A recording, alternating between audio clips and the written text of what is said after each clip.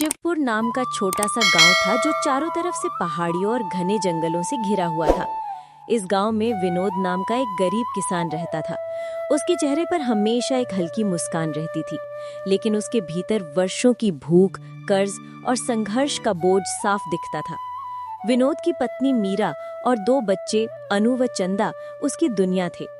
इस बार विनोद ने गांव के महाजन रघुवंशी से उधार लेकर खेती की थी।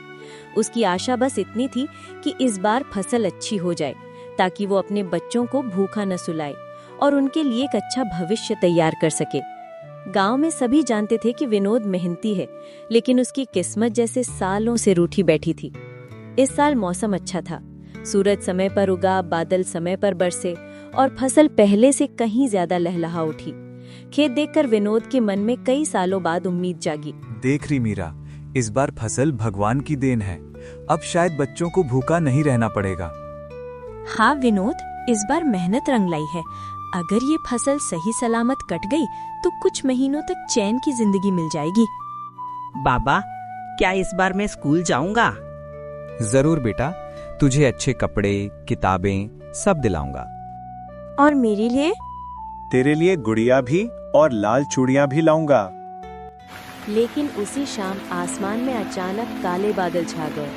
तेज हवा चलने लगी, पेड़ हिलने लगे। देखते देखते बारिश मूसलाधार होने लगी। विनोद घर से दौड़ता हुआ खेत पहुंचा, लेकिन वहां का दृश्य देखकर उसकी सांसें रुक गई। पूरा खेत पानी में डूब चुका था। फसल बह रही थी, मिट्टी कट रही थी। बरसों की मेहनत, उम्मीदें, सपने सब एक ही रात में खत्म। विनोद वहीं कीचड़ में बैठ गया, आंखों से आंसू बह निकले। हे भगवान, अब क्या करूं? बच्चों को क्या खिलाऊं? हमारे पास घर में एक मुट्ठी अनाज भी नहीं।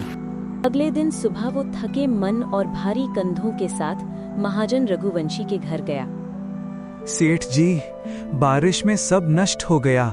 थोड़ी मोहलत दे दीजिए, अगली फसल में पूरा कर्ज चुका दूंगा। अब कोई मोहलत नहीं मिलेगी। कागज के हिसाब से जमीन मेरी हो चुकी है और तुम लोग उसे तुरंत खाली कर दो। सेठ जी, ये मेरी पुश्तैनी जमीन है, हम कहाँ जाएंगे? मुझे कागज से मतलब है, तुम्हारी भावनाओं से नहीं। उस दिन विनोद ने अपनी जमीन खो दी, अपनी उम्मीद खो दी और अपने सपने भी। इस गांव में अब हमारे लिए कुछ नहीं बचा। चलो जंगल की ओर चलें, शायद कहीं आसरा मिल जाए। विनोद, मीरा, अनु और चंदा चारों अपने टूटे सपनों को समेटे जंगल की ओर चल पड़े। रास्ता कठिन था, बारिश रुक चुकी थी, लेकिन उनके जीवन की बरसात थमने का नाम नहीं ले रही थी। काफी दूर जाने पर उन्हें एक टूटी फूटी कुटिया दिखाई दी। अंदर एक बूढ़ा साधु अपनी धूनी रमाए बैठा था।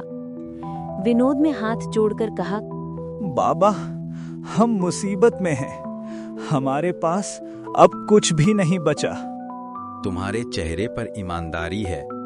चाहो तो इस कुटिया में रह सकते हो। ज्यादा तो नहीं है, पर सिर छुपाने को जगह है। कुटिया उनका नया घर बन गई। अगली सुबह विनोद लकड़ी काटने जंगल गया, ताकि उसे बेचकर खाने का सामान ले सके। शाम को जो थोड़े पैसे मिले, उनसे उसने आलू, आटा और प्याज लाया। उस रात परिवार ने सूखी रोटियां और उबली सब्जी खाई। महीनों बाद उन्होंने इतनी शांति से खाना खाया, क्योंकि उनके दिल में एक ही बात थी, हम साथ हैं, ये सबसे बड़ी बात है। दिन बीतते गए। विनोद रोज लकड़ियां काटता, बेचता और परिवार का पेट पालता। बच्चे अब ज्यादा मांग नहीं करते थे, भूख उनकी आदत बन चुकी थी। बाबा, क्या आज गुड़ लाओगे? हाँ बेटा, आज गुड़ भी और तेरी माँ के लिए एक साड़ी का सपना भी लेकर आऊंगा। उस दिन विनोद रोज से ज्यादा दूर जंगल में चला गया। वो सोच रहा था, ज्यादा लकड़ी, ज्यादा पैसा, बच्चों के चेहरे पर मुस्कान। लेकिन वो रास्ता भटक गया। चारों ओर सन्नाटा, सूर्य ढलने लगा। उसी वक्त दूर एक हल्की पीली रोशनी चमकी। शायद कोई आग जला रहा होगा। वह आगे बढ़ा और देखा, वो एक गुफा थी। गुफा से सुनहरी रोशनी निकल रही थी। विनोद अंदर गया और उसके पैरों तले जमीन खिसक गई। गुफा के भीतर एक स्वर्ण लोक था, एक ऐसा गांव जो सोने की चमक में नहाया हुआ था, लेकिन पूरी तरह निर्जन। कौन हो तुम? मैं विनोद, गरीब किसान। रास्ता भटक गया हूँ। राजा आपसे मिलना चाहते हैं। विनोद कांपते कदमों से महल की ओर बढ़ा। भीतर एक ऊंचे सिंहासन पर एक वृद्ध राजा बैठे थे। चेहरे पर तेज, आंखों में करुणा। बताओ किसान, यहाँ कैसे आए? विनोद ने पूरी कहानी सुना दी। फसल का नष्ट होना, जमीन का छिनना, भूख, जंगल, संघर्ष। राजा की आंखें नम हो गईं। तुम मेहनत और ईमानदारी के प्रतीक हो। ऐसे लोग धन के योग्य होते हैं। विनोद वापस लौटा और सबसे पहले खूब सारा भोजन, बच्चों के कपड़े और मीरा के लिए एक खूबसूरत पीली साड़ी खरीदी। अगले दिन वो सीधे महाजन रघुवंशी के घर गया और उसने सारा कर्ज चुका दिया। अब विनोद फिर से खेत में काम करने लगा, साथ ही लकड़ी का छोटा कारोबार भी शुरू कर दिया। लोग उसके ईमान और मेहनत की तारीफ करने लगे।